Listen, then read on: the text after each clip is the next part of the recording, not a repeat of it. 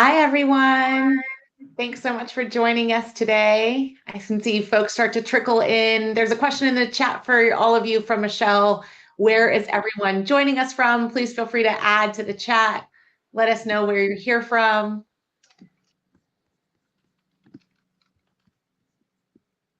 Amazing. So many different places. South Carolina. Yeah, Boston. It's lovely to see East Coast and West Coast represented. All right. I know folks are still trickling in, but we are going to get started. Thank you so much for joining us today for the first installation of a webinar series that I have the pleasure of hosting with legal leaders. My name is Jasmine Singh, and I am General Counsel here at Ironclad. I'll be your moderator today. I am actually a proud Ironclad customer turned Ironclad employee. I was formerly Chief Legal and People Officer at an early stage company called Binti, and I led the global commercial legal teams at Patreon and Pinterest before that. Before going in-house, I was a litigator in big law. I'm also a mom to 2 young kids, a fitness enthusiast, and I'm a proud Bay Area resident. I'm also someone that is genuinely excited about building and creating community, including in and around the legal profession. I love bringing people together to share ideas, to support one another, and to really empower each one of us to achieve our potential with whatever that might be. And truly, this webinar is a manifestation of that love. And I'm so lucky that Ironclad shares this ethos. We all want to see legal leaders be celebrated, be successful, and be impactful. This webinar is in support of that goal. And today, I'm thrilled to be joined by 3 legal leaders who are incredibly deserving of celebration and who have had really successful and impactful careers. We have Shana Simmons, Chief Legal Officer at Zendesk, Sean Sethna, GC at the L Suite, and Erica Pham, General Counsel at Maven Clinic. I'm going to turn it over to each one of them to introduce themselves and share a little bit more about their backgrounds, starting with you, Sean. Thank you, Jasmine. So my name is Sean Sethna. I'm the General Counsel at The Suite. Assuming that most of the audience here are lawyers or tied to the legal industry in some way, you may be more familiar with the part of our business known as Tech GC or the L Suite. Building exactly on what Jasmine said earlier about the value of community. The L Suite is a community of GCs and other senior in-house counsel at high growth, venture-backed or public tech companies or investment funds. And one thing that I've learned about this role is that when you're GC for a company that has a community of GCs, you can imagine there are plenty of opportunities for kind of stepping outside the traditional pure legal role, and I've really enjoyed getting to get involved in so many other functions of the company, including the overall success of the L Suite, and getting the opportunity to work for a company where you are also the target customer. Again, something, Jasmine, that you were before. It's really an incredible opportunity. I often say that it was basically it was this or IHOP. Those are the 2 companies where I have so much familiarity as a loyal customer, and I'm glad that I got this opportunity. Been here for a couple of years. Personally, I have 2 amazingly wonderful kids, ages 6 and 9. I for those of you who follow me on LinkedIn, you might have seen that I brand myself as the dad to the world's 2 greatest kids. I'm sticking with that, even though I'm sure all my fellow panelists who are parents and any of you who have parents would disagree. And with that, I think I'll hand things over. Thank you. Shana, I'd love to turn it over to you. Wow, what a great introduction, Sean. I did not know that about you and IHOP. So good to have learned that about you. Thanks, everyone. I'm so excited to be here. Jasmine, thanks for inviting me to be here today, including me in this conversation, and to you and Sean for the communities that you're building, right? It's always an honor to not just be part of these communities that are important, but also be actively engaged with these communities. For those who don't know me, I'm Shana Simmons. I have the privilege of serving as the Chief Legal Officer at Zendesk, where I've been for nearly a year. For those that don't know Zendesk, it's a leading customer service and engagement platform dedicated to enhancing how people connect and interact, ultimately improving their experiences. If that didn't make any sense to you, it's a customer ticket and engagement platform. In my role, I lead a global team that supports our company of 6,000 employees across 25 countries and serving close to 200 customers. Prior to joining Zendesk, I was the chief legal officer at Everlaw. So like Sean and like Jasmine, I was at a legal tech company where I was the target customer, except I've never done much litigation. But where Everlaw specialized in electronic discovery, document review, and various legal tasks. Before Everlaw, I was a leader in the Google Cloud legal department and started my career at an AmLaw 200 firm in New York and London at Cleary.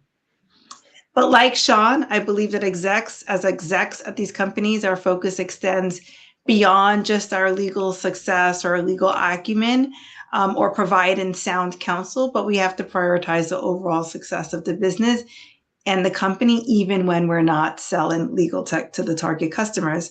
On a personal note, I think, Sean, you're right. My husband will disagree with you because he'll say that he's the dad of two of the most amazing kids, but I'm a proud mom of two wonderful kids, Dean, who is 12, and Callie, who is 9. And I'm happy to be with all of you today. And I don't like IHOP, for the record, in case you were curious. Thanks so much, Shayna. Erica, I'll turn it over to you.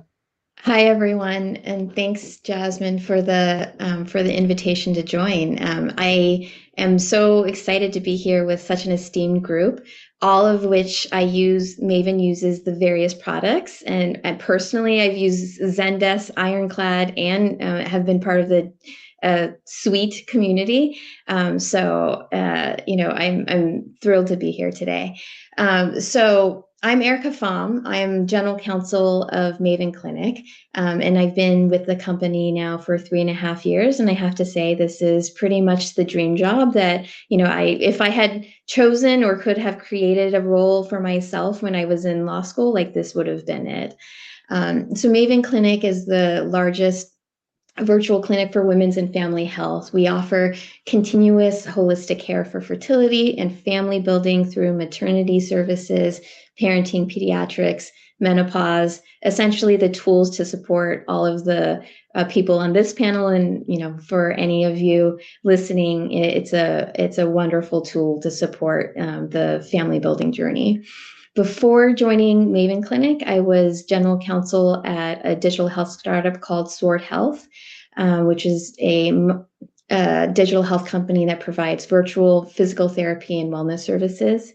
And prior to that, I was counsel at Kaiser Permanente, and then one of the most impactful parts of my career, I had a stint working in DC, implementing the Affordable Care Act at CMS.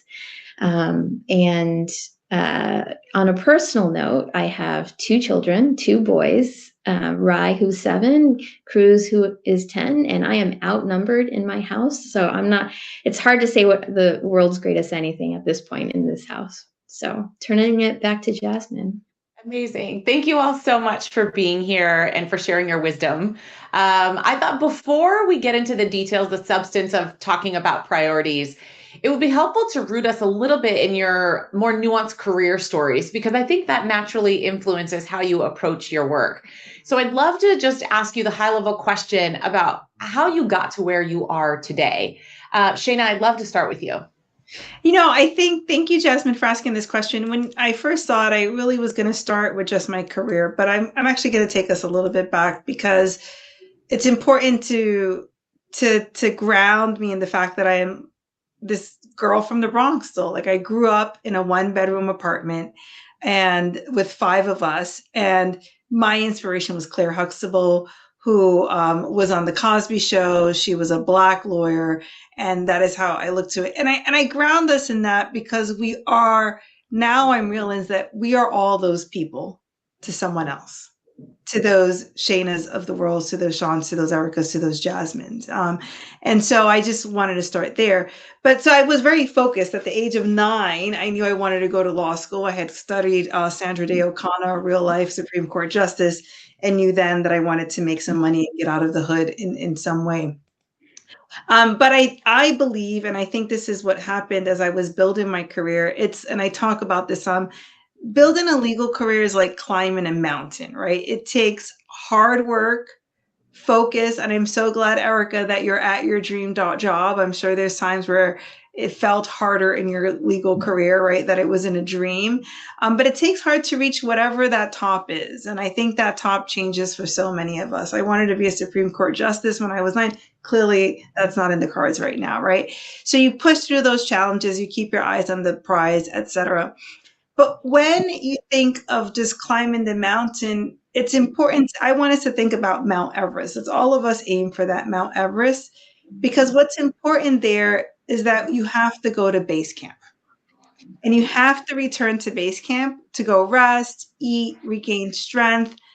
It's frustrating to go back down and to keep going back down to go back up, but you need to acclimatize yourself and make progress. And so I want to say, especially in today's job market, returning to base camp doesn't mean that you failed. And sometimes making a lateral move or taking a lesser title or less compensation is a way to move forward. You might feel like you're going backwards, but you're actually making progress. So for me, my first career base camp was out of Cleary in the London office. I got engaged to my now husband, who's an Oakland firefighter, was going to Google. You're like, well, you went to one of the best tech companies in the world, but I went there as a contracts manager. So I was coming from this AmLaw 200 firm where I was doing corporate work, but I came in as a contracts manager, not even on the council track, right? Which was a blow to my ego, but I was just so grateful to have the opportunity. But at Google, I sat down, I paid attention to the customer, did the work, was really good with people and the clients, and focused on putting the business forward. That I was promoted 4 times in the 9 years, and I had great people around me and built out 2 teams in what was a high growth part of the business. So I decided there that I had this love and passion for the world that you're in, Jasmine, right? Which is cloud enterprise work, right? When you're selling to B2B, which is the world that I'm still in years later. And that's where after 8.5 years, I got called about the Everlaw role because I was a cloud and enterprise legal leader to be their first GC. And interestingly enough, while it was a bigger title, some at Google would have argued that that was another base camp role. It was a smaller company, smaller team, smaller deals, and less cash comp. But it was an opportunity I saw this as a huge opportunity to really have an impact on the legal tech industry, right? And to really learn what it was meant to be an executive. So close to 4 years later, I did something I hadn't done. And then I took a role at Zendesk where I'm leading a larger department, and it's really a transformation project, right? This is no longer building a small team. This is how do you win the minds and hearts of a whole department that's across 25 different countries. So I'm super grateful for taking the time to be at base camp, because I'd say that if not, my head would have exploded at month 3 at my new role. But I want to also say, and I hope we talk about this later, that while this is about me, it's important to note that I've had great teams around me, working for me, leading me, and those Sherpas, guides, and fellow climbers, and I wouldn't be here without them. And so I think as lawyers, we really need to think of ourselves as leaders and what it means to manage and lead teams. I love that, Shayna. Thank you so much. I think that personal narrative is so important for understanding how we think about our day-to-day work. So often, especially as individual contributors and leaders of teams, as lawyers, it can be a little robotic, right? Like get stuff done, but to root ourselves in who we are as people and our own personal histories, I think is essential. So I love that you shared that with us. Erica, I'd love to turn it over to you to hear a little bit about your history. Sure. So that was a remarkable grounding, Shayna, that you had in base camp. I don't have similar imagery, but I think what I can share is, in my career, I've been driven by a few things. I've always have had this strong interest in healthcare. Being from my family, sort of one of the expectations was, you should go be a doctor. And that's when I went to Johns Hopkins and tried to go that route and failed miserably at every science course that there was there. But, thankfully they had a major public health studies. And that was, one where it really, it was really dealing with population health. It was really dealing with access issues and the sort of social aspects about access to care. And that was what really drove me in learning more about that space. From there, that's been a thread throughout my career of trying to find roles that really, spoke to me in either getting better access or quality to better healthcare services. So, I graduated in '08 during sort of one of the worst downturns, right? If everyone can recall, during the Great Recession. At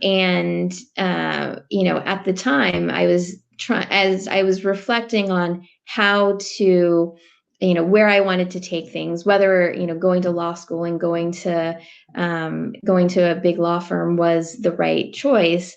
I decided to really just follow like my instincts of, what am I curious about? What do I want to learn about? And what do I want to build? Those were the sort of core things, which then, took me to my first role in government. I followed a partner who went to the Obama administration to help implement the Affordable Care Act. And I joined without the title of counsel. I joined as, I think they called it, a health insurance specialist, whatever misnomer, like whatever label that was. But it was an opportunity to build, and it was an opportunity to learn and, really get into the inner workings of what I thought was one of the most meaningful, fundamental changes to the American healthcare system, which is access for 14 million people to healthcare under Medicaid and the ACA. And, every decision that I've made since then has really been premised on those two things, right? What can I build, and what can I learn, and can I be curious, irrespective of title?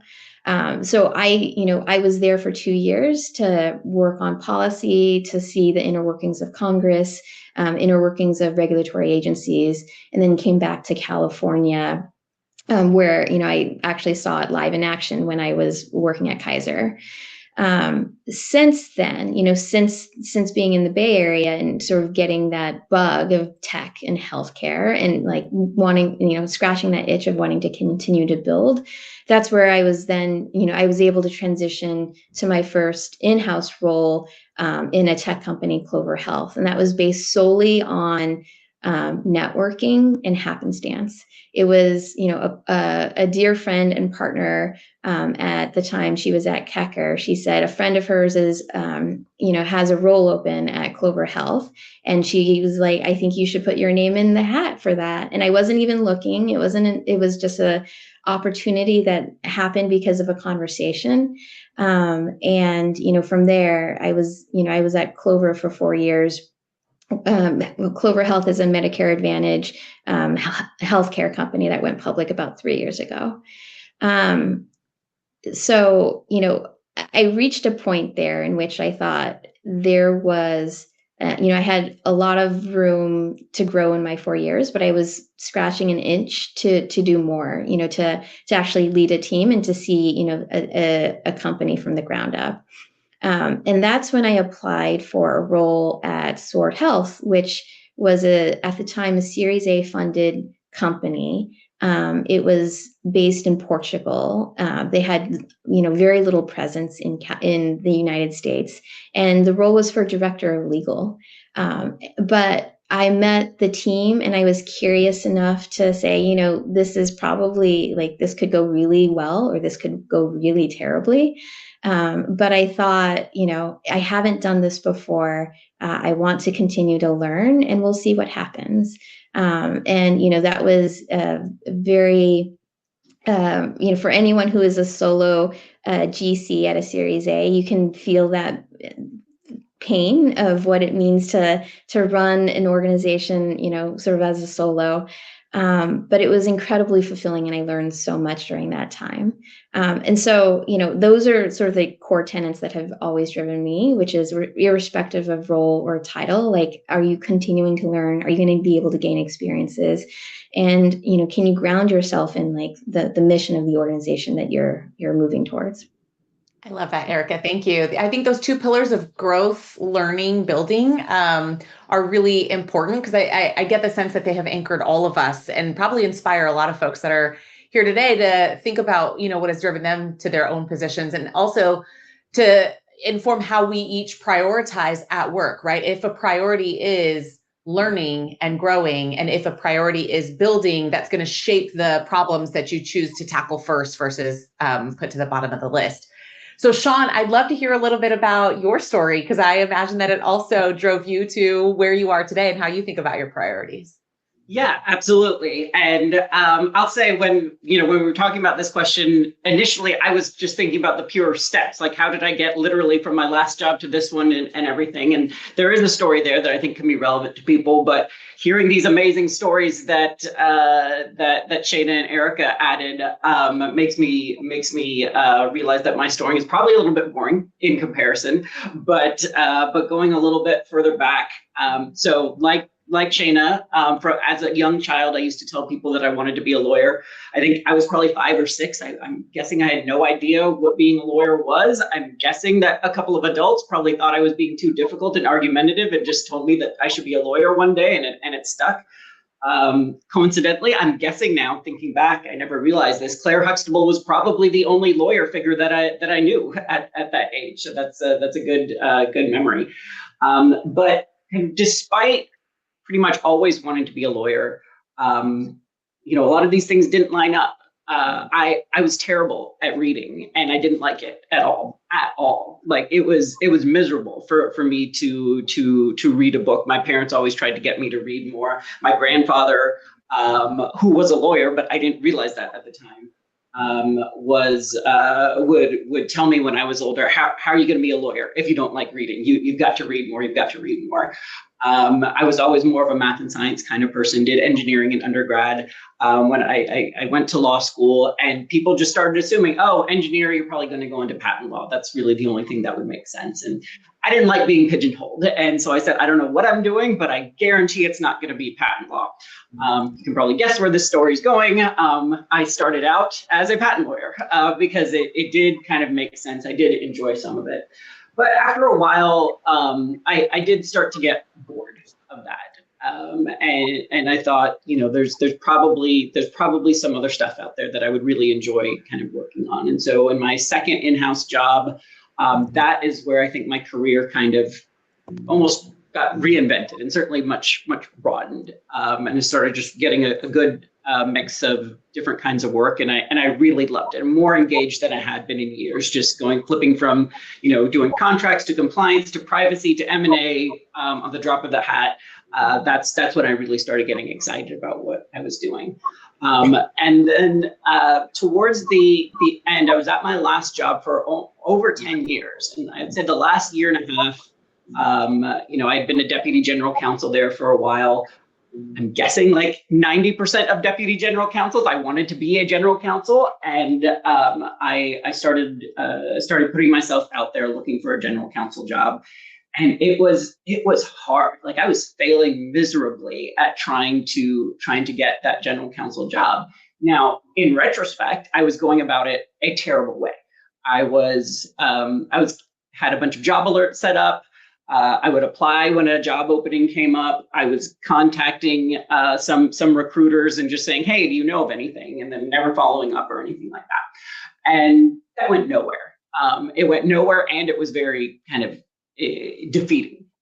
And then, things eventually turned around. The more I realized, kind of going back to the theme of community, the more I realized you've got to build relationships. You've got to let people know who you are.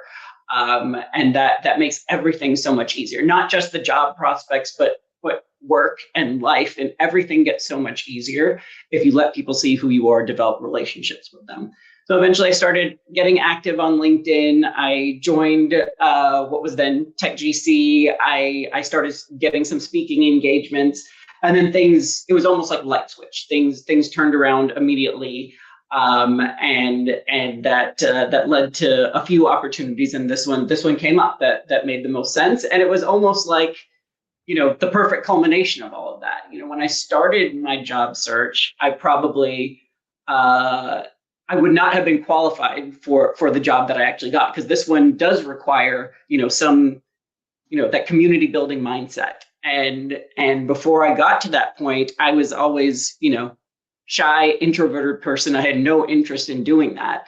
But then it turned out that if you do it in the right way and you're really looking to build relationships and not just chit chat with a bunch of people and then never hear from them again, even for an introvert like me, that could be really enjoyable. And so I started building those skills and everything. And then that's what ultimately led me to where I am today. I love that. Thank you so much. I think what's really cool about how this conversation is shaping up is what we just did is we sort of thought about our individual positions as lawyers in the legal profession. And now what I want to do is take us into our positions as lawyers within our organizations, right? So like just drill that level closer towards talking about the actual priorities that we're here to talk about. And I think one thing that's really interesting is more often, especially over the last, I'd say 5 to 10 years, you hear this adage that people, that lawyers in particular are business people who have law degrees, that we are strategic thought partners to the business, and we're working really hard to show all the ways that we prop up the business and our value adds rather than perceived cost centers. I really want us to talk a little bit about how that location of our, of our identity, of our teams, of ourselves might influence some of the priorities that we're going to start to talk about. Erica, I'm going to direct this question to you because I'm really curious to hear how you have thought about your own positioning, branding, self identification as a lawyer within a broader business. I think, for all of us, right? Like you can't just be the lawyer at the table talking about risks. You always have to be the person who puts that risk into context for the business. And, a big part of my role, the way I think about it is how do we, as a legal and compliance team, enable the business to continue to create value. And that's one thing that I push with my team, which is constantly thinking about the decisions that we're making. Is it the best choice for the company? And, is it going to drive growth? Is it going to alleviate, concerns later? It's not just about, following the rules. It's really about making sure that the decisions you make continue to push the business forward. I love that. And keeping on that theme of making decisions to push the business forward, I think what's really amazing about our roles is that oftentimes that good decision making or that, steering brings more things into the purview of legal. And Shana, I'd love to talk to you a little bit about and hear from you a little bit about, your oversight of more than just the legal function, right? Like you do so much more than that. And how do you think about balancing the needs of all of the other things that are on your plate with the day-to-day legal work? I think that's what I have a whole department for, right? So it's not just on me. And when I do, I'd like to take this in terms of what my department does. So I do own legal, compliance, and physical safety. And I think that there is, when you think of those, there is an overlap of when you think of company risk, right? And what I've done is I've tried to ensure that we're all grounded in the company's mission, right? To provide exceptional service to our customers. Second, the company's OKRs and the company's goals, because if our budget, right, if it's done well at a big company, is always going to be a certain percentage of ARR. And so if we're feeling lean, if we're feeling strapped, if we're feeling tired, if the company's not growing, we're not going to get any more resources, right? So it's like really tying, how is this connected to even us as leaders, right? And understanding the budget and the financial implications. But I then bring that down to our teams.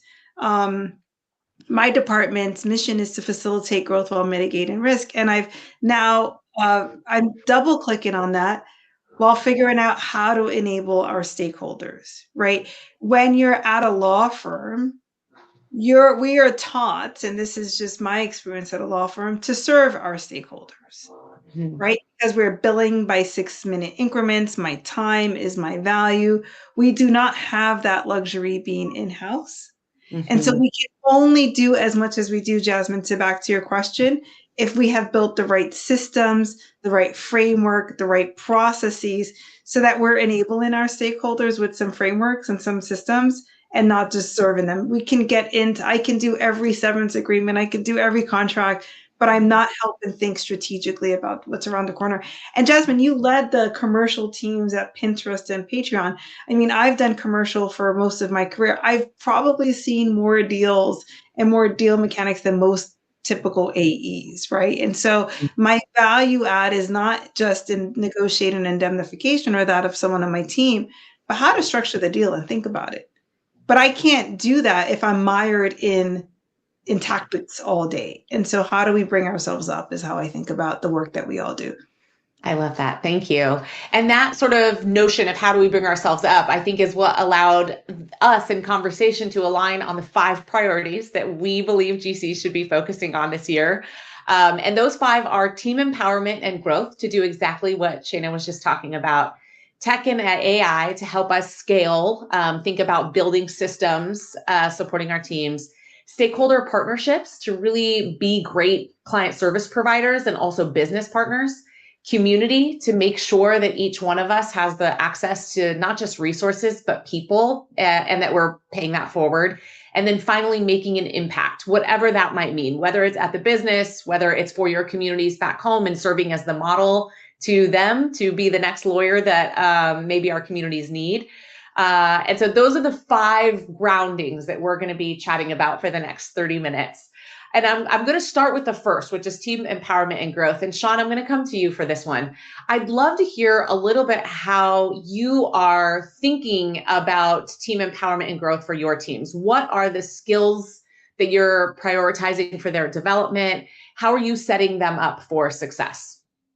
Yeah, I think that's a great question. Thank you, Jasmine. And I would say, I have some people in my teams who are lawyers and working at least some of their time in a legal role, and a lot of people who aren't. But interestingly enough, I kind of feel like it's the same skills for all of them, regardless of the role. And I would say, high level communication, empathy, and ownership. Not necessarily in that order, but to me, those 3 absolutely stand head and shoulders above anything else right now. I think communication skills, getting your point across clearly and persuasively while still feeling, being open to hearing other ideas and open to disagreements, I think is critical for any role. Empathy, I think this is something that I feel is probably, if I just managed lawyers, I would say empathy is probably the biggest one. I think empathy is the greatest differentiator between a good lawyer and a great lawyer. And that's both when negotiating with a counterparty, when trying to win the trust of your clients, whatever it is. If you don't have that empathetic mindset and ability to let other people know, make them feel that you understand what their concerns are, that you care what their concerns are, nobody's going to listen to you. And for a lawyer, if people are tuning you out, you're not doing your job. And then the last one is ownership. And I think there's always a lot of confusion over what ownership means. Like people will often say, I mean, every leader will usually say, oh, I wish my team, I wish more people would really just take ownership of an issue. And I think there's a lot of confusion. People don't know exactly what that means. To me, it means, there's been a lot of talk in recent years about who owns like the mental labor, the mental burden of something. Whose job is it to be thinking about it, not to necessarily execute every subtask within it, but who is the one worrying about it to think, okay, this is what needs to be done. I'm going to delegate this, and this to this person. I'm going to ask for help at this time to my boss if I need it. But the feeling that it doesn't mean if I'm expecting somebody on my team to take ownership of something, it's not that they just have to execute it. They do it all themselves. They never bother me about it. That is not what anybody is looking for. I think it's the feeling that I can trust them to come to me when they do need help, that I don't need to proactively check in with them, that they've got it, they're worrying about it. And I think if I can help my team kind of work on those 3 skills, my job gets exponentially easier. Yeah. Sean, if it's okay, I want to really double click on Sean's point about empathy, because we all are aligned that to be in-house, it's important that we are business executives, right? And business partners and not just lawyers. Every employee, if you're doing it right, especially if you're an enterprise company or a consumer company, you've got to have empathy for your customers and your clients, right? And so I think it's about that white space. Like, and in legal, we have this really special, unique position of having a horizontal view of the company and a horizontal view of the industry and a horizontal view of the clients. And so it's filling that white space. And if you don't have that empathy, you're losing customers, you're churning customers, it's going to impact the revenue growth, And so, Sean, I couldn't agree more with you on that point. I love that. Yeah, I agree. And I think that empathy with respect to the people on your team and the people across the business is an important priority for us to think about. Like, how do you develop it within your organization and then across your entire organization? And I think one thing that we talk often about as legal leaders is making sure our teams are empowered with the information they need to go out and be successful, whether that's by way of skill development or it's by way of actual information. Like, why are they doing what they're doing? Why are they being asked to accomplish certain tasks? And, one of the ways I think we paint the why behind the what oftentimes is in establishing things like goals, objectives, KPIs.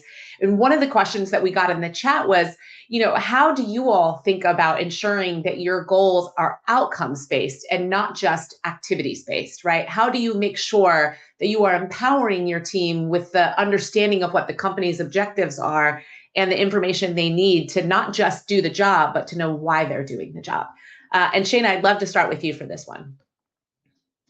Oh my gosh, I tell everyone it's not a busy contest, right? This is not a busy contest. I want to know about your impact, right? And so I take it a step back for my team, right? Is one, aligning. We have our own level 2 KRs that are outcome based, right? And not just activity. That flow from the company's OKRs. So again, we start from the companies, but in a legal department, you have to be athletic, flexible, nimble, because we can't just work on KRs. We need to be reactive. We never know where the regulations are going, the administration's going, where the tech is going, et cetera, et cetera. And you kind of got to be reactive and be able to just be a little bit flexible. So I do it in a few things. I do it just in terms of making sure that the job ladder, just itself, like taking it that basic to the job ladder, matches the competencies and the outcomes I want to see. I am tying that to people's performance. My managers are tying that to people's performance management skills, right? So like that basic, those tactics, but also transparency from the top. These are the conversations we're having in the boardroom. These are the conversations we're having at the executive leadership team level. And also, here is our budget. This is our budget to co-create with. And then, right, like, because it's like, oh my gosh, I don't have the head count, I need this, but look at where we are. So now I just launched a monthly dashboard that we're doing with Finex so everyone can see where we are on budget for the department, right? Because I can't do this alone. And so it's just about, look, we're still launching and iterating. I just came from my leadership team offsite. It's not like we went anywhere. We were in the office in San Francisco Monday and Tuesday. Some people had to fly in. And it's even about how some of that, Jasmine, is like that information from the top. But when you have a department, you sometimes, I don't know if have you ever had this where people assume that someone else is not doing something? So they're like, I'm just doing everything. And this person. So what I'm doing now is, how do we publicly see what we're all working on?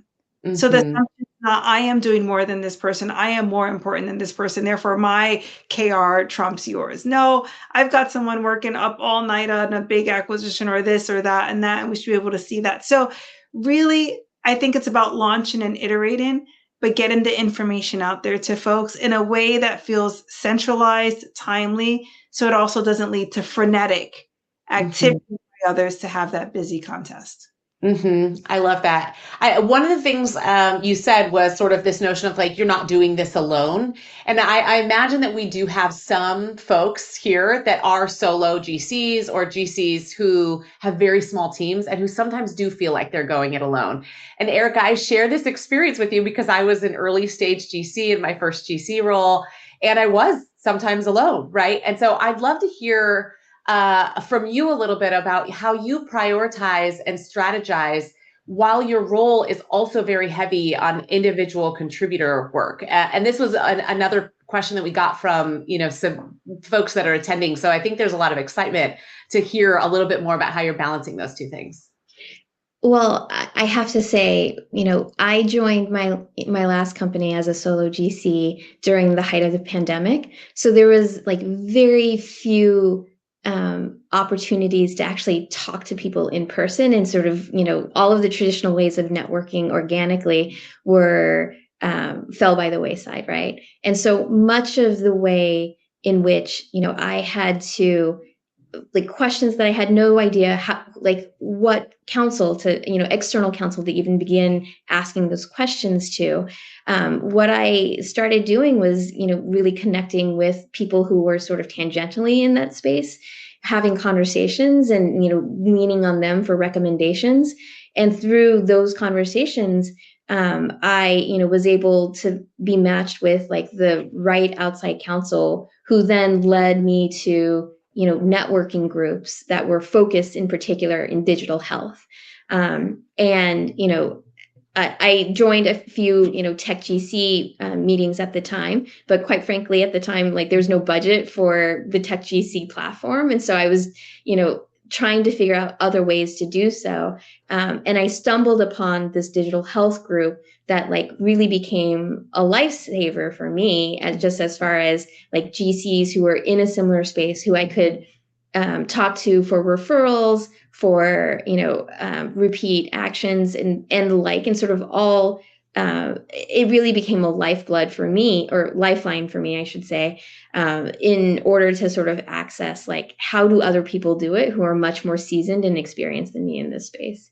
And, but like on a day to day, I still was managing and figuring out how to do the NDAs and like the MSA agreements and so forth, that like you had to continue to drive through, while at the same time trying to zoom out on the bigger questions, and even like selecting like which corporate counsel is the right one. Every decision felt like so big, especially when you're first starting out. And just finding community in like-minded people, like who you could talk to and not have to pay $1,000 an hour with zero budget that we had as a solo, is, I think by far, like, that is what got me through like the first 9 months where I didn't have anybody else to bounce ideas off of. Yeah, That's why I push for everyone, like, find those communities, because it just makes your life inevitably easier as you're, struggling through really hard questions that other people have gone through. Yeah, I share a similar experience. My first GC job was during the pandemic, and I also had my second baby. And so it was really unique for me being a solo GC, where it felt like everything was on me, and also being a nursing mother, where literally it was all on me, right? I was the only person that could do what I was doing. And I remember thinking, like, what do I do to get through this really tough phase? And to your point, like, community for me, it was L Suite, Tech GC, it was Women's GC Network, right? It was these groups of people who are generous with their time and energy and willing to support, which I think is amazing and helpful. And the other, which is our second priority that we're going to be talking about, was tech and AI, right? Like, those things really helped me level up and me think about how to execute on some of the rote work while also creating space to strategize. So I'd love for us to, shift into this second priority of tech and AI, which I know is a hot topic. There are panels entirely on this subject matter.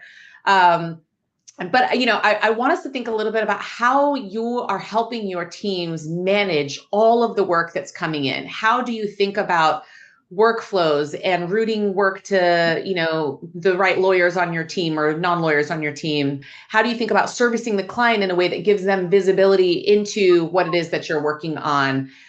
What are you automating? What are you not? And I know this is a pretty big question. And Shana, you happen to work at a company that focuses on work streams and streamlining. So I'd love to start with you on this.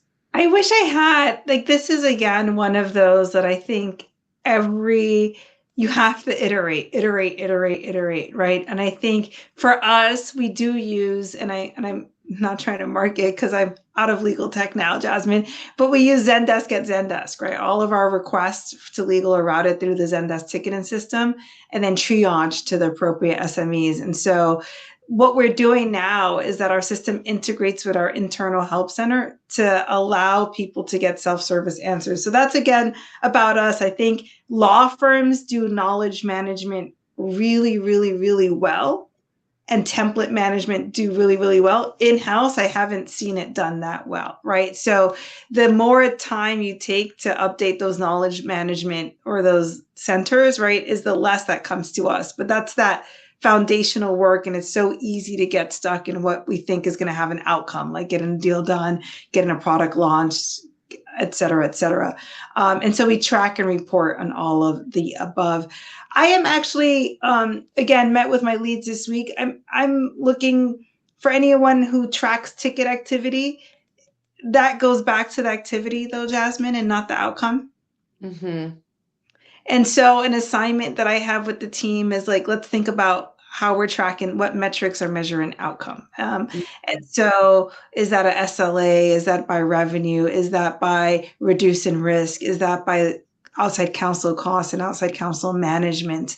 And so we're doing some of that work now to figure out metrics that are tied to outcome in that activity. I love that.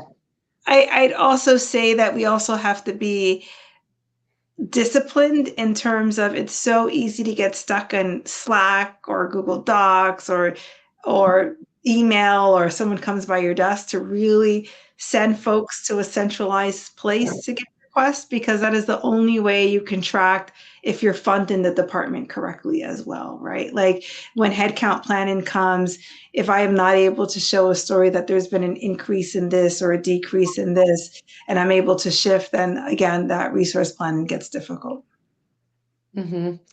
You sparked an idea for me, which is now I want to host a webinar later this year called Outcomes, Not Activities. So I'll give you a little credit, but I feel like this is a good one for us, right? And to idea share around that, I think would be really valuable. And focusing on sort of those outcomes, I think, Erica, I'd love to turn it over to you to hear a little bit about how you're thinking about AI in particular to drive those outcomes for you and your team. How are you implementing it? In what ways has it allowed you to focus on your own priorities? So it's actually a big initiative, I'm sure, through any organization in tech right now, is how do you put AI in workflows, and how do you create more efficiencies with less people, right?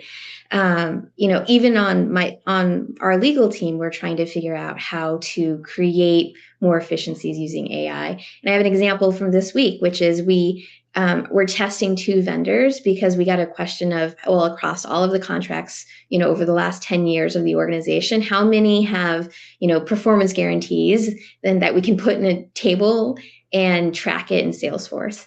And, the answer was at one point, we need to get an intern to review all of these contracts, right? We use the Ironclad function to pull up all of those, but it didn't actually do the one more thing that we needed, which is to put it in a format. And we're using AI tools right now to do that for us in 10 minutes.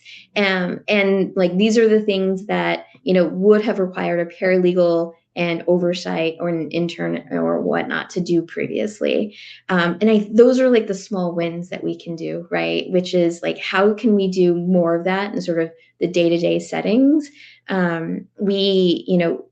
There's as far as the outcomes, all of that is tied to how can your department continue to scale up with the organization and not necessarily, be a massive budget, right? Because as the company scales, your budget is going to be according. So if more work needs to get done, how do we do that efficiently? And I think AI is just one of those tools so that your team is not burnt out, your team is actually happier. And that's the big promise of it, I think, for us, which is how do we spend our time more efficiently doing the work we actually want to and need to be doing on the strategic work, the, future initiatives, the space in which we all want to be in. I love that. Thank you. And yeah, I'm going to do my quick Ironclad plug here to say that I think our tool is a really good one if folks are in the market, right? To think about how to leverage technology, AI embedded in it, to streamline some of those processes, to reduce that labor load, not necessarily to make us even more efficient, right? But to allow us to level up and be more strategic. And I think that is the goal, right? That is the outcome, not just the activity. If you're using some of this legal tech, it also allows you to that white space. It's like this clause has been negotiated this amount of time, and like we need to change how we're building the product because this is a friction point. We're going to have that data that's going to be super valuable to our product and engineering teams, and also to our sales team as well. And I think Ironclad allows us to do that. I love that. Thank you. Thank you. I didn't need to do the plug. So we are moving on to priority 3. Priority 1 was talking about team empowerment and growth. 2, technology and AI. Now priority 3, stakeholder partnerships. And Sean, I'm going to turn this one over to you. I'd love to talk a little bit about how you think about building influence across your organization, whether that's getting buy-in for transformative projects, keeping abreast of the big things that are happening and coming down the pipeline so you and your team are aware. How do you think about doing that?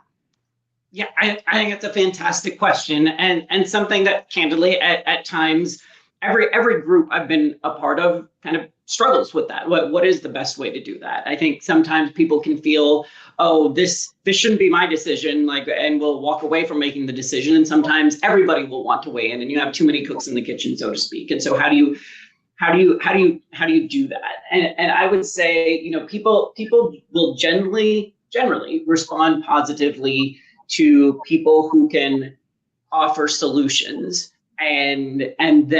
but indicate some openness to revising that solution. So I think if you were just coming and raising, let's say with your ELT or other group of peers in the company saying, hey, there's this problem, what do people think we should do about it? That's not a great way to go about things. It may seem like you're being collaborative, but you're kind of putting the work on everybody to kind of start fresh and do the work at the outset. On the other hand, if you just kind of make decisions unilaterally and say, hey, this is what we're doing, again, maybe some people appreciate that they didn't have to think about it, but I think people might feel like they felt a little steamrolled on that situation. And so what I like to do is to identify a problem, think about some solutions that make sense to me, and say, hey, this came up, I'd like to do this. What do people think about? That will very often kind of build goodwill among my peers, that they think, okay, they don't have to start from scratch, but it's still early enough that they can provide input, and that in general is a good way of moving the ball forward, deepening those relationships so that I can have more influence, the next time something like that comes up. I would say the one thing that I think where I'm now realizing that I should have also done is anytime an issue like this comes up, I think it's very important for people to be clear and decide up front who is the decision maker on this issue. Because if you don't do that, then you might fall into a trap of, well, I think this, and I think this, and I think this, and then, okay, we didn't decide anything. Let's have another meeting next week, and it goes the same way. And so that's the other step that I've started making a concerted effort to do. That's great. And I think this process of being clear really loops back into what each of you was saying earlier about building empathy, like having empathy and building trust, right? So I think those stakeholder partnerships, like you're going to build trust the clearer you are. You can be more empathetic if it is clear whose responsibility it is to do something. So I love that the themes from the earlier priorities really are buttressing how you're building stakeholder partnerships. And I imagine that it is a nice tie-in, that thread, to our 4th priority, which is building community or having community. And this is one where I want to hear from all 3 of you, because I think it's really near and dear to each one of our hearts. How have you thought about building community? And the specific sub questions are, where do you learn from? Where do you go to teach others? How do you prioritize your own building of community mentorship development? Erica, I'll start with you on this one. So I already answered, I think, it earlier, just about the different ways in which I've sought that out. But I think, one thing I didn't touch on is like the mentors. The thing is, if you reach out to experienced GCs, if you form personal relationships with them, via like networking, conferences and so forth, many of them do actually want to help and are absolutely willing to spend time to talk to you. And that's one thing that I was very nervous about as a new GC, trying to figure out how to get, that mentorship, and asking people to, have a coffee and ask questions, it has been invaluable. I've already talked about the other groups, but like, I think that's one thing that really has been able to allow me to enter in more communities and access more places. That's great. Thank you. Shayna, how about you? Yeah, I think, Jasmine, great question. I think it's important. I think at Google, I realize it's so easy to become insular. So it's like, okay, Google's it. Like, this is my community, right? But the valley, the world, everything is so much larger than that. And so for me, when I think of community, it's not just this legal community that's incredibly enriching and incredibly fulfilling, but what are my kids' community like? That's a time that I can intentionally spend time with them, right? And those people have incredible ideas to lend to you as you're thinking about how to solve a business problem. My husband's community, he's an Oakland firefighter, right? But within the legal community, it's important for me to realize, like, while I'm at this point where one would call me a mentor, I have mentors still, and some of my mentors are my mentees, right? I really believe in this reverse mentoring, and really for us to see that there's so much we can learn from our teams or from folks who are earlier in their careers, and not just from folks who have been there, done that before. I love that. Thank you. Sean. Yeah, Jasmine, I appreciate the softball to me on community. It's as if I asked you a question about the value of CLMs. But yeah, I totally agree with what everybody said. For me, it's, as I was kind of saying earlier, it just makes everything so much easier. To just have a group of people you can reach out to who understand what you're going through because they've gone through the same things, and totally agree with the point that Shayna just meant. I think we sometimes focus on the legal community, which is probably what we deal with the most.